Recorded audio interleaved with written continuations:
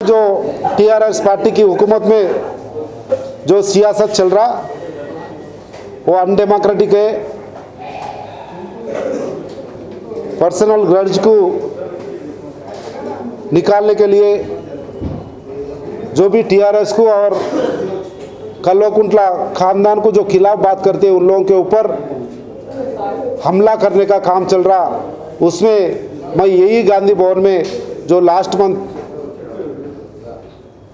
22 तारीख 22 के दिन जो बात करा था केटीआर के बारे में, उसको जवाब देने को नहीं होता बोल के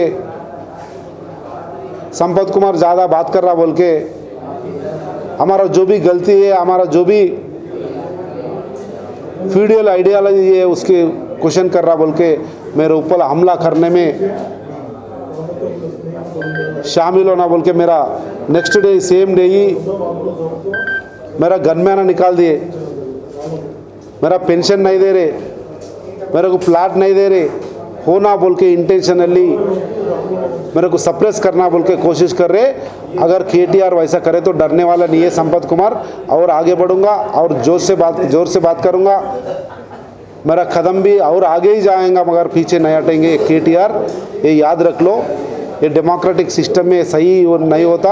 अगर आपको उतना हिम्मत है, जवाब देने का हिम्मत है तो आ जाओ, बुलाओ, मैं आता हूँ प्रगति भवन, नहीं तो गांधी भवन आओ, नहीं तो नामपल्ली चौरास्ता में जो भी मैं क्वेश्चन कर रहा वो क्वेश्चन को आंसर देने के लिए तैयार होके आ जाओ, आगे बढ़ो। अगर हिम्मत है तो, अगर मर्द है तो वो भी बोल रहा हूँ, नहीं तो माफ़ी मांगो तेलंगाना लोगों से, तेलंगाना आवाम से। मगर ऐसे पर्सनल ग्रज से पर्सनल डिसीजंस लिए तो कोई पीछे हटने वाला नहीं है बोल के और एक बार केटीआर को वार्निंग देते हुए, अगर वैसी हुआ तो आगे संपत कुमार जी जैसा करना वैसी करने के लिए तैयार है बोल के भी केटीआर को और इस गवर्नमेंट को समझा रहा हूँ। Thank you. वो तो गया, चलो।